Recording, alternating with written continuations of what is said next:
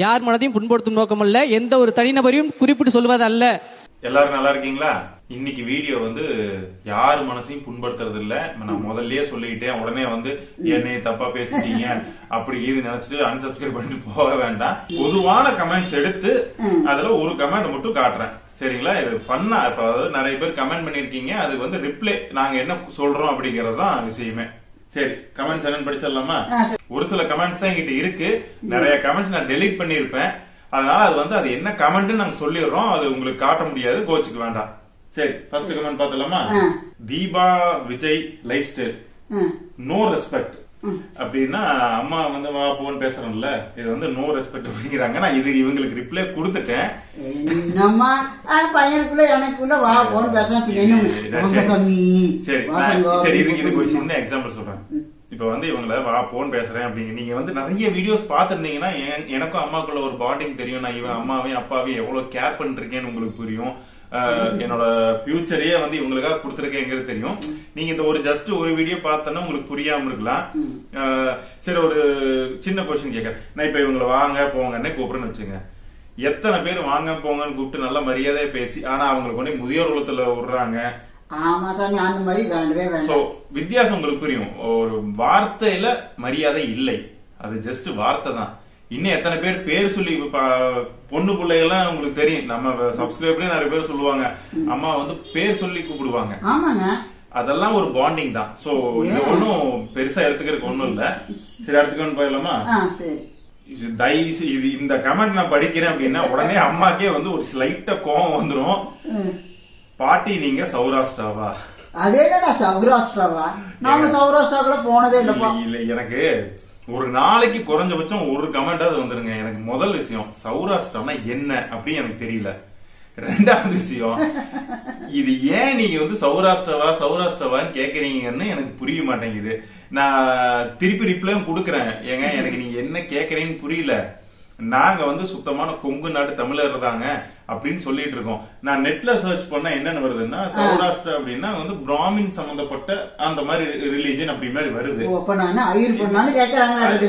என்ன இதுல மிகப்பெரிய காமெடினா, நான் போட்டுக்க வீடியோ என்னன்னா நான்வெஜ் கடையில ஒரு மீன் கடையில நிக்கிற மாதிரி வீடியோலயோ இல்ல நான்வெஜ் சாப்பிடற மாதிரி இருக்கிற வீடியோலயே வந்து நீங்க சௌராஷ்டிராவான்னு கேட்கும் போது ஒரு பிராமின் அப்படியே நீங்க வச்சுக்கிட்டாலும் ஒரு கறி சாப்பிட்டு இருக்கிற இவங்களை அந்த வீடியோல வந்து நீங்க பிராமினான்னு கேட்டா எப்படி நான் பதில் சொல்றது? சத்தியமா சொல்றேங்க, எனக்கு மீனிங் தெரியல, அதை விட்டுருங்க, அவ்வளவுதான். தயவுசெய்து அதை கேட்காதீங்க, எனக்கு சிரிப்பு பயங்கரமா வருது. அடுத்த கமெண்ட் போலாமா? முக்கியமான இதுங்க, இது வந்து எனக்கு இதுவும் வந்து ஒரு நாளைக்கு எனக்கு 2 கமெண்டாவது மினிமம் வந்துடும்.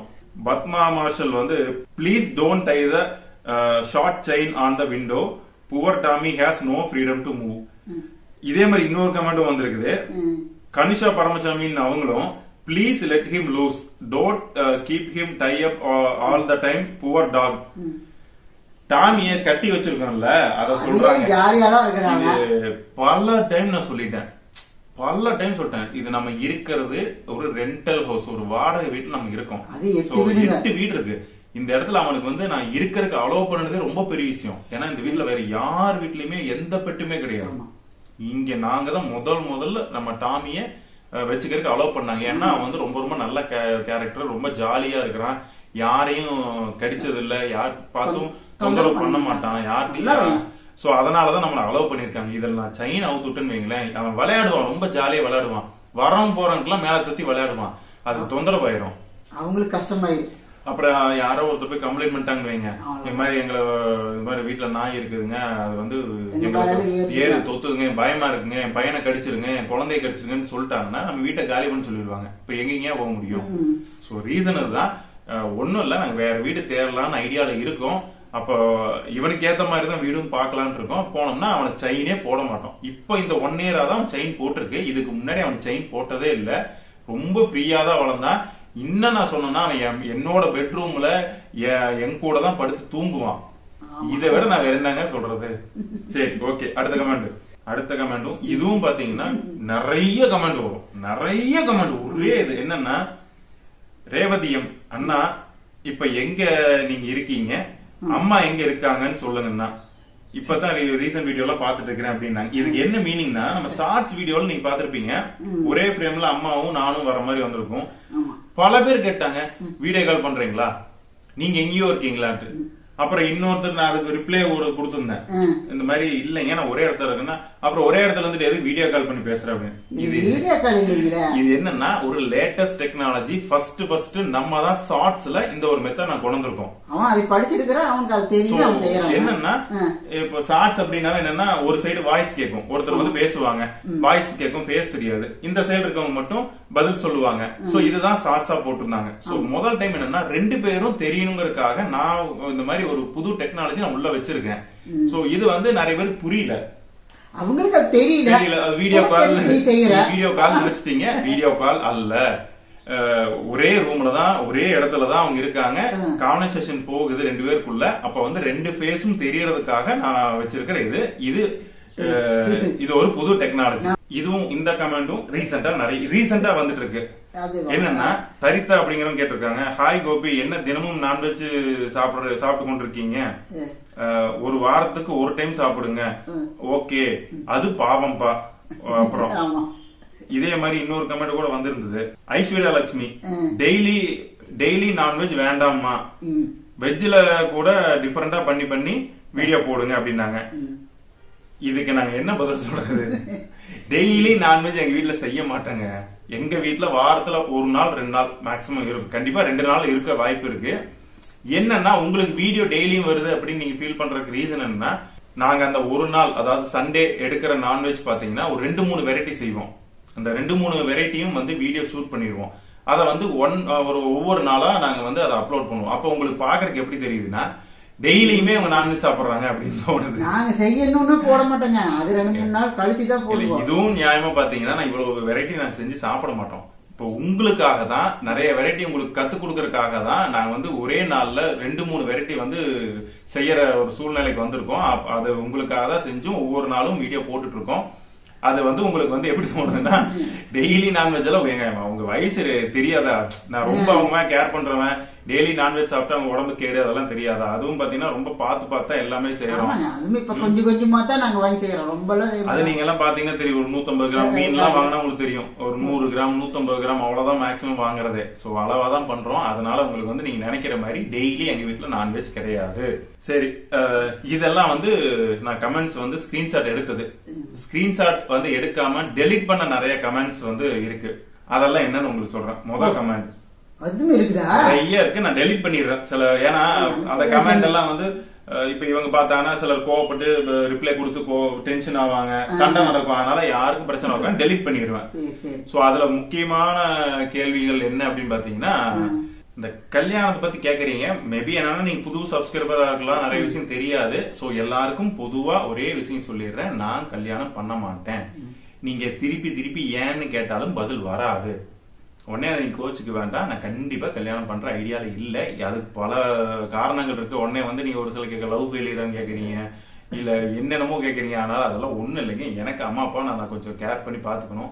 நீங்க ஒரு சிலர் வந்து ரொம்ப மேல அக்கறை வந்து இப்போ கடைசி காலத்துல என்ன யார் பாத்துக்குவாங்க, அதெல்லாமே நான் பாத்துக்குவேன், ஒன்னும் பிரச்சனை இல்லை. ஏன்னா நான் ஹெல்த்தியா தான் என்னோட உடம்ப கொண்டு போயிட்டு இருக்கேன். அதனால ஒரு குறிப்பிட்ட காலம் வரைக்கும் நான் பிரச்சனை இல்லாம இருப்பேன். சோ இது வந்து இனிமேல் நீங்க பழைய ஆள் பாத்தீங்கன்னா இந்த டவுட் வந்து உங்களுக்கு கிளாரிஃபைட். இனி அந்த கொஸ்டின் கேட்க வேண்டிய அவசியமே இல்லை. ஓகேவா? அதுக்கடுத்து 2வது, எந்த ஊர் அப்படின்னு கேக்குறீங்க. புதுசா வந்திருக்காங்க, மேபி தெரியாது. நான் வந்து கோபிச்செட்டிப்பாளையம் எல்லாரும் ரிப்ளை பண்றேன். பட் நிறைய பேர் என்ன பண்றீங்கன்னா கோபியில எங்க இருக்கீங்கன்னு கேக்குறீங்க. அதுக்கு நான் வந்து மெயின்ல இருக்கேன் அப்படின்னு தான் சொல்ல முடியும். அதுக்கு வந்து ஒரு சிலர் வந்து இப்ப கூட ஒரு நக்கல கமெண்ட் வந்து மெயின் ரோடு குறுக்கு சந்தா, துபாய் குறுக்கு சந்தா அப்படின்னு எல்லாம் பண்ணிருந்தீங்க.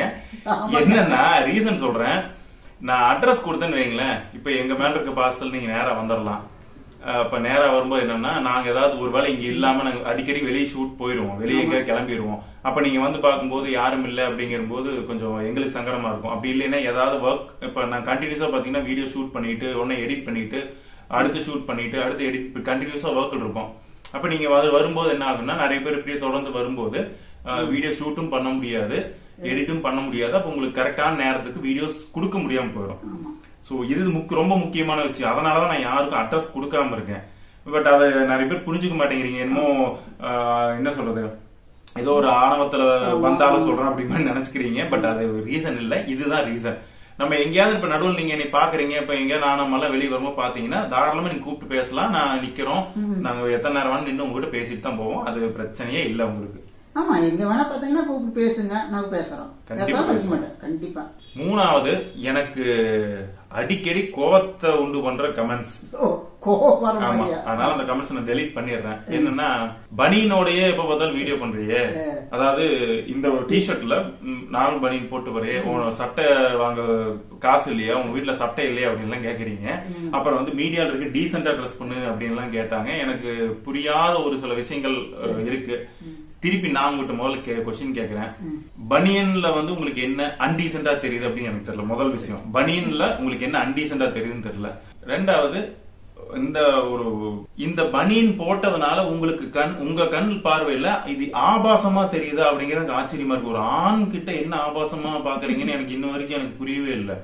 அப்படி வந்து பார்த்தா மீடியாக்குள்ள இருக்கவங்க வந்து பனியனே போடக்கூடாதுன்னா, நீங்க எத்தனை ஷோல வந்து சட்டே இல்லாமலாம் வந்திருக்காங்க, வெறும் மேலோட வந்திருக்காங்க. படத்துல எத்தனையோ பேர் வந்து அந்த சிக்ஸ் பேக் காட்டுறேன், பாடி காட்டுறேன்னு உங்க ஹீரோக்கள் எல்லாம் வெறும் மேலோட ரப்ப நீ அவங்க எல்லாம் போய் பேசுவீங்களா? எங்க வீட்டுக்குள்ளங்க இப்ப வந்து இது வந்து இப்ப நம்ம சேனலே பாத்தீங்கன்னா, உங்க வீட்டுல நார்மலா வீட்டுல என்ன நடக்குதோ அதை தான் போடுறோம்.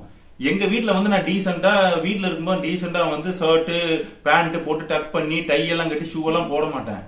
எங்க ஊருக்குள்ள எங்க வீட்டுக்குள்ள வந்து எல்லாருமே பனியனோட தான் இருப்பாங்க, லுங்கி தான் கட்டுவோம், இல்ல நான் ஷார்ட்ஸ் போடுவேன், இல்லைன்னா ட்ராக்ஸ் போடுவேன், இவ்வளவுதான் தவிர இதுல நான் ஏன் எல்லா நேரம் நான் டிஷர்ட் போடணும் இல்ல வந்து டீசெண்டா ட்ரெஸ் போடணும் எதிர்பார்க்கணும் எனக்கு புரியவே மாட்டேங்குது. இந்த கொஸ்டின் எனக்கு அடிக்கடி வந்துட்டே இருக்கு.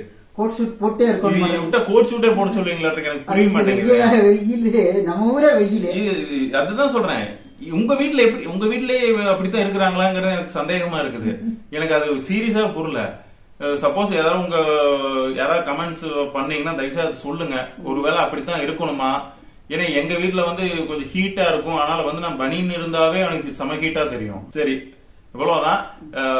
இது வந்து இப்பவும் சொல்றேன், யார் மனசையும் புண்படுத்துறதுக்காக சொல்ல. நீங்க வந்து கமெண்ட்ஸ் நிறைய பேர் பண்ணிருக்கீங்க. இது நிறைய கமெண்ட்ஸ் நான் சொல்லவும் விரும்பல, டெலிட் பண்ண கமெண்ட்ஸ் பத்தி நான் நிறைய பேசவும் விரும்பல. ஏன்னா கொஞ்சம் ஜாலியா எடுத்துட்டு போலாம் அப்படின்னு பண்ணிருக்கோம். சரி, நம்ம மறுபடியும் அடுத்த வீடியோல சந்திக்கலாம். பாய்.